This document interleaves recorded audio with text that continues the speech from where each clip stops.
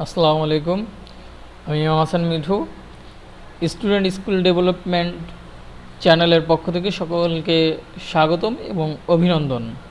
আজ আপনাদেরকে আমি ইন্টারনেট ব্রাউজার সম্পর্কে কিছু ইনফরমেশন দিব।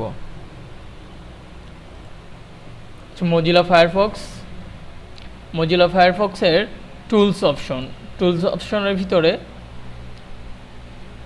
অপশন আছে। অপশনে যাব আমরা, যাওয়ার পরে জেনারেল, এই জেনারেল একটা অপশন, এখানে দেখেন লেখা আছে কি শো ইয়োর হোম পেজ, মানে আমি যখন এই পেজটা যখন মজিলাটা ওপেন করলে আমার এই পেজটা শো করবে। আমি চাচ্ছি যে এই পেজটা আমার এটা শো করবে না, আমি ব্রাউজারটা ওপেন করব।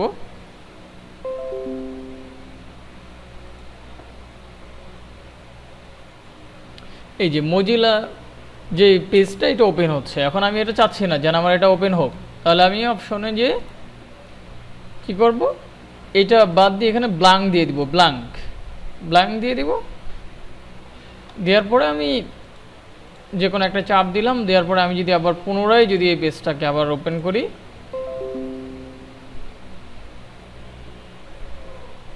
তাহলে দেখছেন শুধু একটা ব্ল্যাঙ্ক পেজ আমার এখানে এসে শো করছে। ওকে, আচ্ছা, এখন আমি যদি মনে করি যে না আমার এখানে কোনো একটা লিঙ্ক করা থাকবে, সেই লিঙ্কটা আমার এখানে এসে শো করবে। ঠিক আছে, তখন আমরা এখানে কি করব, আমরা একটা সাইটের নাম লিখি, যে কোনো একটা সাইটের নাম লিখতে পারেন। লিখলাম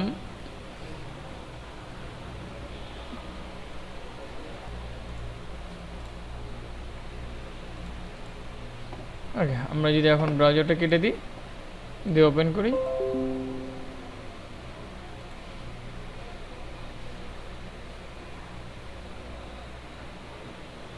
দেখেন অটো লিঙ্ক আপ হয়ে আমার ওই পেজটা রানিং হয়ে যাচ্ছে।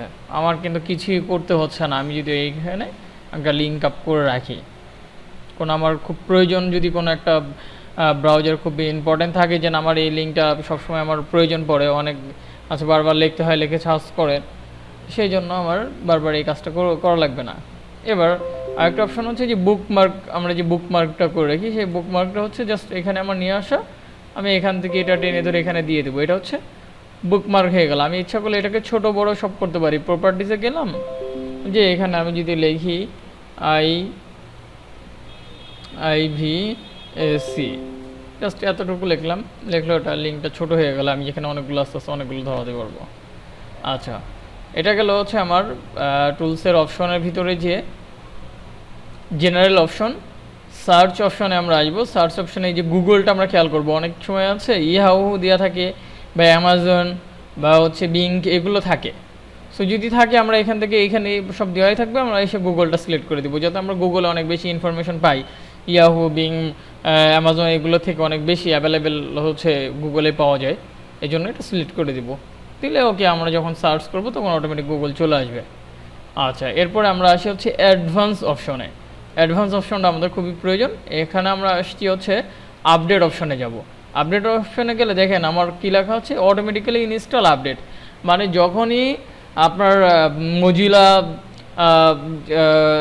ওনারা যখনই সফটওয়্যারটা আপডেট করবে, তখন অটোমেটিক্যালি আপনার এটা আপডেট হবে। তার মানে আপনি যদি 200, 400, 500 মেগাবাইট নিয়ে যদি ওয়েবসাইটে ঢুকেন, এরকম দেখা গেলো আপনার ওই আপডেটের সময়, বা আপডেট তো আর 20-25 মেগাবাইটে হবে না, যেই মেগাবাইটটা থাকবে, যদি 45 বা 50 মেগাবাইট থাকে, তাহলে 50 মেগাবাইটই হচ্ছে আপনার ডাউনলোড নেবে, প্রথম থেকে শুরু করবে। এই জন্য আমরা এই আপডেট অপশনটাকে আমরা বন্ধ করে দেবো, এই যে নেভার চেক ফর আপডেট, এটা দিয়ে দিব। আর এর নিচে যে টিক দুটো আছে, টিক দুটো আমরা উঠাই দিব। ওকে, ব্রাউজার সম্পর্কে। আর হ্যাঁ, আরেকটি তথ্য হচ্ছে, সেটা হচ্ছে অ্যাডমস। আমরা দেখা গেলো অনেক কিছুই খুঁজি, যেমন খুঁজে পাই না। আমরা কোনো একটা কিছু, আমরা একটা জিনিস চিন্তা করতেছি কি আমাদের এই পেজটা বারবার রিলোড হবে, তো আমরা সেই জিনিসটা আমরা খুঁজে পাই না যে কীভাবে রিলোড দিব। সো আমরা যদি ব্রাউজারে এসে লিখি RELOAD, reload every, EVERY, reload every, তো তো দেখেন এখানে রিলোড এভরি আসছে, রিলোড প্লাস আছে, আমরা রিলোড এভরিটা নিলাম। রিস্টার্ট দিতে হবে, না দিলে এটা ওপেন হবে না। জাস্ট আমরা রিস্টার্ট দিয়ে দিই এক্সটেনশনে, আমার এই রিলোড এভরিটা আমার অটোমেটিক রান হয়ে গেছে। এখন আমি যদি বলি যে আমার এই পেজটা বারবার রিলোড নিবে, তখন আমি কি করব, আমি জাস্ট এইখানে এই যে যে লিঙ্ক আপটা করা আছে জাস্ট এখানে আসবো, এখানে এসে রাইট বাটন ক্লিক করবো, এই যে রিলোড এভরি। আমি কত সেকেন্ড পর পর রিলোড দিব সেটা আমার হচ্ছে এখানে 5 second, 10 second, 30, 1 minute, 5 minute, 15 minute. আর এখানে হচ্ছে কাস্টমাইজ সাইজ। এখন কাস্টমাইজ যদি আমি করি, এখানে আমি দিলাম 0 মিনিট 2 সেকেন্ড, আমার 2 সেকেন্ড পর পর রিলোড দরকার, তো ওকে ফাইন, 1 2 অটো রিলোড নিচ্ছে। দেখেন পেজটা রিলোড হচ্ছে, এই যে এখানে খেয়াল করেন, এই যে রিলোড নিয়ে নিচ্ছে। আমি এখন এটাকে আবার বন্ধ করে দিতে পারি।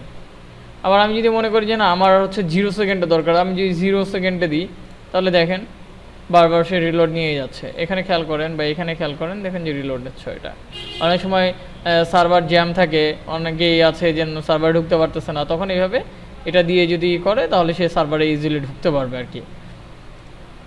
ওকে, এই হচ্ছে অ্যাডমস। এই অ্যাডমসগুলো সবাই খেয়াল করবেন, এখানে অনেক ধরনের অ্যাডমস আছে। আপনার যেইটা মনে চায় যেই ধরনের, আমি যদি লিখি যে কোনো কিছু আমার এখানে রাখতে হবে পরবর্তীতে সেটা আবার পেস্ট করার জন্য, তাহলে আমি যদি লিখি AUTO অটো ফ্রম FORM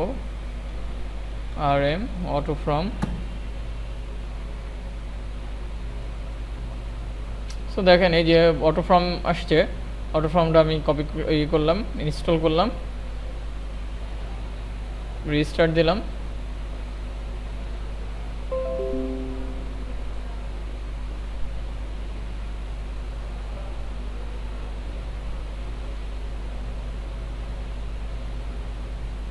হ্যাঁ, এই এক্সটেনশনে এসে আমরা দেখতে পারবো যে আমাদের এগুলো হয়েছে কিনা।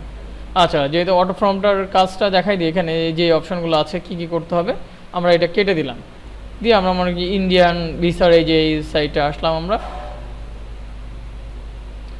ওকে, আমরা এই যে অনলাইন করে জাস্ট এখানে আমরা এই যে সেভ দিলাম, এই যে এইটা চাপ দিলাম, সেভ হয়ে গেলো এটা। এখন আমরা যখন রিলোড দিলাম, কোনো একটা কারণে আমরা যখন সার্ভার একটু সময় বেশি লেগেছে আমাদের টাইপ করতে, বা সার্ভার সময় চলে গেছে, এখন আমরা কি করব, সেই ক্ষেত্রে যেই টুলসগুলো আছে টুলসগুলো দেখেন আমাদের কত কাজে প্রয়োজন হয়, ব্ল্যাঙ্ক হয়ে গেছে, কিছুই নাই। সে আমি এখানে এসে একটা চাপ দিব, দেখেন অটোমেটিক্যালি যেখানে যা যা প্রয়োজন ছিল সব অটোমেটিক বসে গেছে। ওকে, ক্লিয়ার? তাহলে টুল সম্পর্কে আপনারা এই যে অ্যাডমসগুলো আছে এগুলো হচ্ছে অ্যাডমসের ব্যবহার। ওকে, ঠিক আছে, আজকে এই পর্যন্তই। আল্লাহ হাফেজ, আসসালামু আলাইকুম আ রহমতুল্লাহ।